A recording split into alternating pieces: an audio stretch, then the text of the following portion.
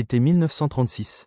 Alors que Barcelone organise les Olympiades populaires en protestation aux Jeux olympiques de Berlin voulus par Hitler et censurés par la République espagnole. Ces Olympiades populaires tenues en contestation de la montée du fascisme en Europe rassemblent de nombreux athlètes rejetés par l'Allemagne nazie ne correspondant pas aux lois raciales du Troisième Reich. Le 18 juillet 1936. Alors que Barcelone se prépare pour la cérémonie d'ouverture de ces Olympiades populaires, des affrontements armés éclatent, comme dans toutes les grandes villes du pays, y compris à Madrid, la capitale ibérique. Les casernes militaires se soulèvent contre la République. Une poignée d'officiers préparaient ce putsch étant opposés à la République et au gouvernement en place.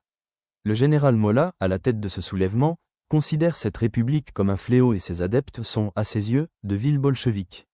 Il faut remonter aux élections constituantes et municipales de 1931 pour comprendre les événements. Suite aux élections municipales d'avril 1931, la Seconde République espagnole est proclamée et s'ensuit des élections constituantes qui permettent à la gauche d'avoir la majorité absolue au Parlement. Manuel Azaña devient président du Conseil des ministres. Entre 1931 et 1936, de grandes réformes ont été menées comme la séparation de l'Église et de l'État. Un élan populaire a mené à une opposition à la monarchie poussant le roi Alphonse XIII à abdiquer et de grandes réformes sociales. Le gouvernement prévoit de donner les terres aux agriculteurs et de moderniser le matériel agricole. Les socialistes démocratisent l'accès à l'école en la rendant publique et laïque. Ces réformes progressistes vont attiser les foudres de la bourgeoisie, de l'Église et des conservateurs. Ceux-ci voulant conservant leurs privilèges de classe et s'offusquent de voir les partis de gauche se multiplier et politiser les travailleurs. Le gouvernement socialiste accorde une plus grande autonomie aux régions basques et catalanes, ce qui déplaît fortement à leurs adversaires y voyant une fissure dans l'unité nationale. Les conjurés peuvent compter sur l'appui des militaires, des monarchistes, des propriétaires terriens, des industriels et financiers. Une organisation fasciste, la Phalange, voit le jour pour s'opposer à la République. Face à cette montée fasciste et anti-républicaine, la résistance entre en marche et s'organise.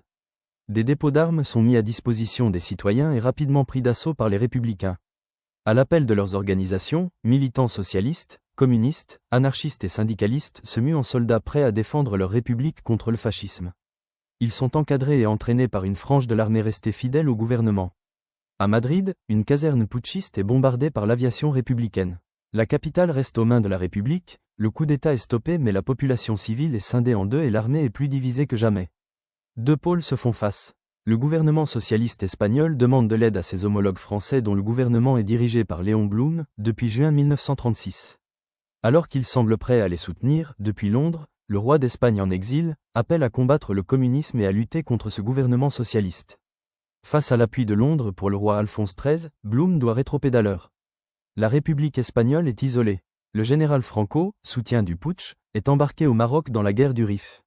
Il reçoit l'appui militaire aérien des Hitler et Mussolini pour rentrer en Espagne, accompagné de l'armée d'Afrique, composée de 30 000 hommes, principalement des mercenaires.